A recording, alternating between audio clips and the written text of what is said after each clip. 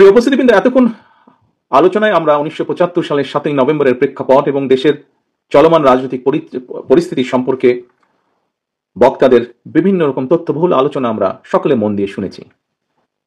এই আলোচনার মাধ্যমে আমরা অনেক কিছু জানা ছিল না। আমার ধারণা এখানে অনেকে উপস্থিত আছেন যাদের অনেক কিছু জানা ছিল না। আমরা এইসব আলোচনার মাধ্যমে সেগুলো জানতে পেরেছি। 1975 সালের 7ই নভেম্বর ছিল বাংলাদেশের শত্রু এবং মিত্র চিহ্নিত করার দিন।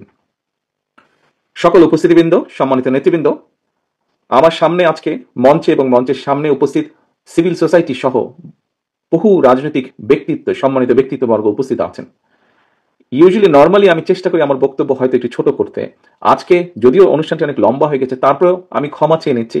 আজকে আমার অনেকগুলো কথা আপনাদের সামনে, আমার চিন্তা অনেকগুলো আপনাদের সামনে আমি তুলে ধরতে চাই। সেই জন্য যদিও বা বিরক্তির উদ্রেক হয়, তারপরেও আপনাদেরকে আমি বিনীতভাবে অনুরোধ করব যদি ধৈর্য সহকারে আমার কথাগুলো বলার সুযোগ আমাকে দেন। ধন্যবাদ। প্রিয় উপস্থিতিবৃন্দ, সম্মানিত নেতৃবৃন্দ, আমন্ত্রিত অতিথিবৃন্দ, বাংলাদেশের জন্মযুদ্ধ থেকেই শুরু করে দেশের প্রতিটি ঐতিহাসিক প্রেক্ষাপট যদি আমরা আলোচনা করতে যাই, তাহলে প্রথমে একটি কথা আমার অনেক সময় মনে পড়ে। কথাটি অনেকটা এরকম: অতীত নিয়ে সবসময় পড়ে থাকলে এক চোখ অন্ধ, কিন্তু অতীতকে যদি আমরা ভুলে যাই তাহলে মনে হয় আমাদের দু চোখই অন্ধ। সুতরাং আমাদেরকে যেরকম সবসময় ইতিহাস চর্চায় থাকার মনে হয় দরকার নেই, অপরদিকে ভবিষ্যতের পথ চলাও ইতিহাস থেকে শিক্ষা গ্রহণ না করাটাও বোধহয় আরেকটি ঐতিহাসিক ভুল হতে পারে। এবং সেই জন্যই 1975 সালের ঐতিহাসিক 7ই নভেম্বর সম্পর্কে আজকের এখানে সম্মানিত বক্তাবৃন্দর যেই সকল গুরুত্বপূর্ণ বক্তব্য রেখেছেন তার রেশ ধরে যদি আমি বলি, তাহলে বলতে হয় যারা বাংলাদেশকে তাবেদার রাষ্ট্রে পরিণত করতে চেয়েছিল, যারা জনগণের গণতান্ত্রিক রাজনৈতিক অধিকারকে হরণ করে আমাদের এই প্রিয় মাতৃভূমি বাংলাদেশকে একদলীয় স্বৈরাচারী শাসন কায়েম করতে চেয়েছিল, যারা দেশের শৌর্য, বীর্য, সাহস এবং সম্মানের প্রতীক বাংলাদেশ সেনাবাহিনীর গৌরবকে ভুলুণ্ঠিত করতে চেয়েছিল, 1975 সালের 7ই নভেম্বরের এই দিনে দেশপ্রেমিক সিপাহী জনতার ঐতিহাসিক বিপ্লবের মাধ্যমে তাদের পরাজয় ঘটেছে। দীর্ঘ ষড়যন্ত্রের পথ ধরে 1975 সালের 7ই নভেম্বরের পরাজিত সেই অপশক্তি পরবর্তীতে আমরা দেখেছি পুনরায় মহাজোটের নামে একজোট হয়ে দেশকে একটি তাবেদার রাষ্ট্রে পরিণত করতে চেয়েছিল বা করার সব রকম প্রস্তুতি গ্রহণ করেছিল। তারা বিডিআর পিলখানায় পরিকল্পিত যে সেনা হত্যাযজ্ঞ ঘটিয়েছিল তার মাধ্যমে চেয়েছিল সেনাবাহিনীকে দুর্বল করে রাখতে, জনগণের ভোটের অধিকার, গণতান্ত্রিক রাজনৈতিক অধিকার কেড়ে নিয়ে দেশে ফ্যাসিবাদী শাসন কায়েম করেছিল তারা। সম্মানিত উপস্থিতিবৃন্দ, হাজারো শহীদের আত্মত্যাগের মধ্য দিয়ে বীর জনতার গণ অভ্যুত্থানের দীর্ঘ 1.5 দশকের বেশি সময় পর দেশ ফ্যাসিবাদ মুক্ত হয়েছে। আমরা যারা বিএনপি করি আমরা মনে করি 1971 সালের যুদ্ধ ছিল স্বাধীনতা অর্জনের যুদ্ধ, 2024 ছিল দেশ এবং জনগণের স্বাধীনতা রক্ষা। সুতরাং ভবিষ্যতে, যা এখানে বহু বক্তা তাদের গুরুত্বপূর্ণ বক্তব্যে উল্লেখ করে গিয়েছেন, একই সাথে আমিও বলতে চাই, ভবিষ্যতে আর কেউ যাতে দেশ এবং জনগণের অধিকার হরণ করতে না পারে, দেশকে আবার তাবেদার রাষ্ট্রে পরিণত করতে না পারে, এটিই হোক আজ আমাদের এবারের 7ই নভেম্বরের প্রধান অঙ্গীকার বা শপথ। সম্মানিত উপস্থিতিবৃন্দ, এই অধিকার বা এই শপথ বা অঙ্গীকার বাস্তবায়নের জন্য প্রয়োজন জাতীয় ঐক্য। বাংলাদেশের আর্থ, সামাজিক, ভৌগোলিক, রাজনৈতিক বাস্তবতায় জাতীয় ঐক্যকে যদি সমুন্নত রাখতে চাই আমরা, তাহলে আমাদেরকে 7ই নভেম্বরের মতন সিপাহী জনতার বিপ্লবের চেতনা মনে প্রাণে ধারণ করতে হবে।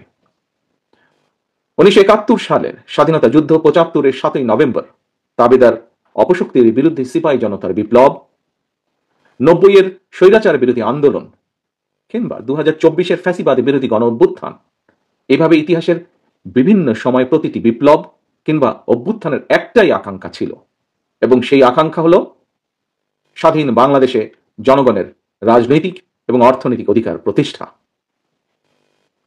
সম্মানিত উপস্থিতিবৃন্দ, 1.5 দশকের ফ্যাসিবাদী চক্রের কবল থেকে দেশকে মুক্ত করতে গিয়েও অসংখ্য অগণিত মানুষ জীবন দিয়েছেন। মাত্র সেদিনের কথা, শুধুমাত্র জুলাই আগস্টেই শহীদ হয়েছেন 1,500-এরও বেশি মানুষ। ফ্যাসিবাদ পতনের আন্দোলনে ছাত্র জনতা, নারী পুরুষ, কৃষক, শ্রমিক, সকল শ্রেণী পেশার মানুষ কেন রাজপথে সেদিন নেমে এসেছিলেন? আমাদের জানা থাকা দরকার, জনগণ কিন্তু রাষ্ট্র এবং রাজনীতিতে নিজেদের অধিকার প্রতিষ্ঠার জন্যই সেদিন রাজপথে নেমে এসেছিলেন। একজন রাজনৈতিক কর্মী হিসাবে আমি মনে করি অবশ্যই কোনো একটি নির্দিষ্ট রাজনৈতিক দল বা গোষ্ঠীর অধিকার প্রতিষ্ঠা কিংবা রাজনৈতিক দর কষাকষির করার সুযোগ সৃষ্টি করে দেওয়ার জন্য হাজারো লাখো মানুষ রাজপথে জীবন বিলিয়ে দেয়নি। সম্মানিত উপস্থিতিবৃন্দ, জনগণের অধিকার প্রতিষ্ঠার জন্য জনগণের সরাসরি ভোটে জনগণের কাছে জবাবদিহিমূলক সরকার প্রতিষ্ঠার ক্ষেত্র যখন প্রস্তুত হচ্ছে, আমরা খেয়াল করে দেখছি তখন কয়েকটি রাজনৈতিক দল অন্তর্বর্তীকালীন সরকারের দুর্বলতার সুযোগ নিয়ে কার্যত গণতান্ত্রিক আমি জনগণের রাজনৈতিক অধিকার প্রতিষ্ঠার বিরুদ্ধেই মনে হয় অবস্থান নিচ্ছে বা নিয়েছে।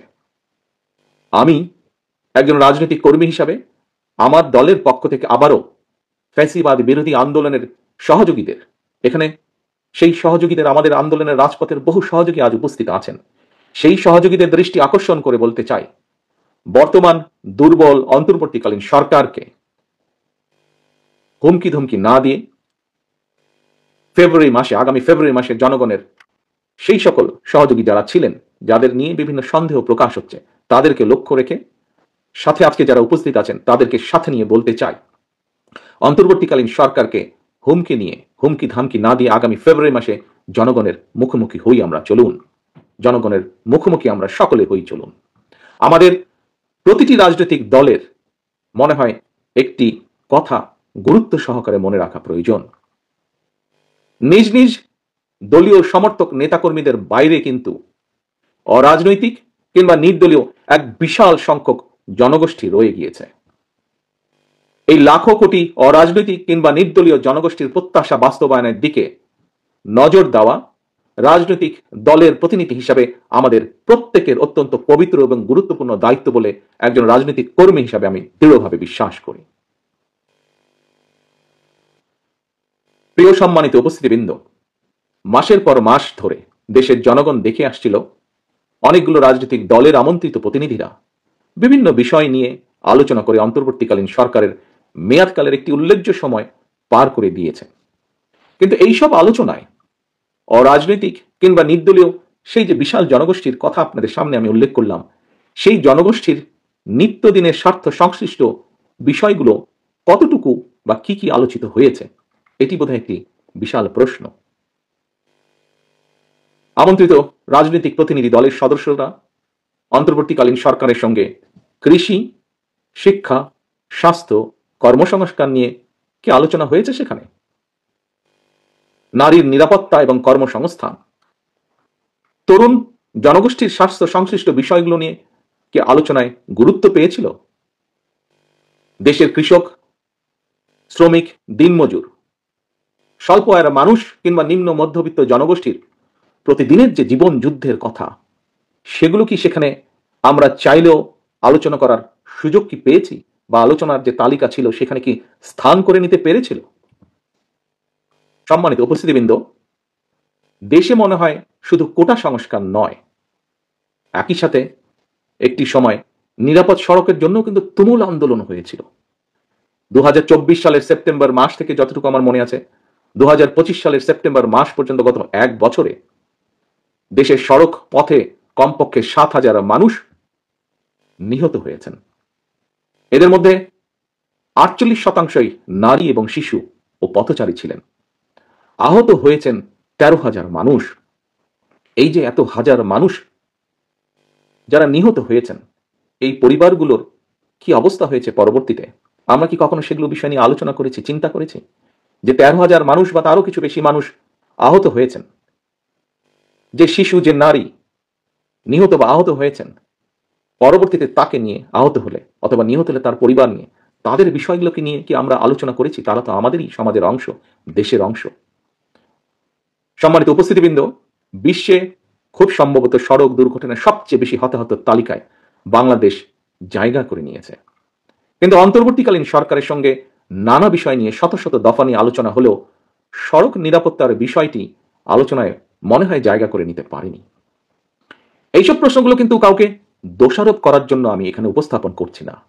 একজন রাজনৈতিক কর্মী হিসাবে আজকে আমি বহু বরেণ্য ব্যক্তির সামনে সুযোগ পেয়েছি কথা বলার। আমি একজন রাজনৈতিক কর্মী হিসাবে আমার জিজ্ঞাসাগুলো আপনাদের সামনে তুলে ধরতে চাইছি। প্রিয় উপস্থিতিবৃন্দ, আমাদের রাজনীতি তাহলে কাদের জন্য? দেশের সাম্প্রতিক পরিস্থিতিতে একজন রাজনৈতিক কর্মী হিসাবে আমার কিছু উপলব্ধির কথা আমি আপনাদের সঙ্গেই শেয়ার করছি। এই জন্য হয়তো একটু সময় লাগছে বেশি। আমি আবারও আপনাদের যদি বিরক্তির উদ্রেক করে থাকি তার জন্য আপনাদের কাছে ক্ষমা চেয়ে নিচ্ছি। উপস্থিতিবৃন্দ, প্রচলিত রাজনীতির যে গুণগত সংস্কার, সেই সংস্কার চাইলে গুণগত যে সংস্কার চাইলেও পুঁথিগত সংস্কারের চেয়ে জননিরাপত্তার বিষয়গুলো, জনগণের জীবন ঘনিষ্ঠ বিষয়গুলো রাজনীতিবিদদের কর্ম পরিকল্পনায় মনে হয় আরেকটু গুরুত্ব পাওয়া দরকার। আইন শৃঙ্খলা পরিস্থিতি রক্ষায় আরও মনে হয় আমাদের সকলে মিলে অধিক মনোযোগী হওয়া দরকার। আমি আজকের এই আলোচনা সভায় আরো দু একটি বিষয়, অনেক বিষয় আছে। অলি আহমেদ সাহেব যেরকম বলেছেন যে কতগুলো বিষয় তুলে ধরলে কয়েক ঘন্টা সময় লাগবে, কিন্তু সংক্ষেপে উনি বলেছেন। আমার কাছে এরকম অনেকগুলো প্রশ্ন আছে আমার মনে একজন রাজনৈতিক কর্মী হিসাবে। তবে যেহেতু এই আলোচনা সভায় হয়তোবা সবগুলো রেইজ করা যাবে না, আমি দু একটি বিষয় আরো আপনাদের সামনে উল্লেখ করতে চাই। সম্মানিত উপস্থিতিবৃন্দ, আমার যতটুকু ধারণা আছে, যতটুকু আমি জেনেছি, দেশে এবার 1 কোটি, খুব সম্ভবত 1,15,00,000 টন আলু উৎপাদন হয়েছে। আলু উৎপাদন করে কৃষকরা খুব সম্ভবত কৃষকরা বিপাকে পড়ে গিয়েছেন আলুর এই উৎপাদনের কারণে। কারণ আলুর যে উৎপাদন খরচ এবং উৎপাদিত আলু যে কোল্ড স্টোরেজে রাখতে হবে, প্রতি কেজি আলুর পেছনে খুব সম্ভবত খরচ পড়ছে প্রায় 25 থেকে 27 টাকার মতন। অথচ আলু চাষিরা কিন্তু এখনো অর্ধেক দামেও উৎপাদিত আলু বাজারে বিক্রি সম্ভবত করতে ওনারা পারছেন না। আলু চাষ করে আলু চাষিরা এবার প্রায়, হিসাব যা বলে কম বেশি, যেই স্ট্যাটিস্টিক্স যতটুকু পাওয়া গিয়েছে, প্রায় 3,000 কোটি টাকার যে লোকসান তার আশঙ্কা তারা করছেন। 3,000 কোটি টাকার মতন লোকসান হতে পারে। অপরদিকে এখানে খুব সম্ভব এক বক্তা ওনার বক্তব্যে উল্লেখ করেছেন, যে যা আমি এখনই বলতে চাইছি আপনাদের সামনে। অপরদিকে আমরা দেখি যে দু একটি রাজনৈতিক দলের আবদার মেটাতে গিয়ে কথিত গণভোট যদি করতে হয়, রাষ্ট্রকে আলু চাষিদের যে 3,000 কোটি টাকা পরিমাণের গচ্ছা, এই কথিত গণভোট করতে হলে রাষ্ট্রকে প্রায় সম পরিমাণের টাকা গচ্ছা দিতে হবে। প্রিয় উপস্থিতিবৃন্দ, এমন পরিস্থিতিতে লোকসানের মুখোমুখি এইসব আলু চাষিদের কাছে এই সময় গণভোটের চেয়ে মনে হয় আলুর ন্যায্য মূল্য পাওয়াটা অনেক বেশি গুরুত্বপূর্ণ। দেশবাসীর ভাবনার জন্য আমি এই প্রসঙ্গটি উপস্থাপন করলাম। এখানে মিডিয়ার ভাইরা আছেন, ওনারা যদি আমাকে সহযোগিতা করেন তাহলে আমার এই প্রসঙ্গটি আমি দেশবাসীর কাছে ওনাদের মাধ্যমে উপস্থাপনের জন্য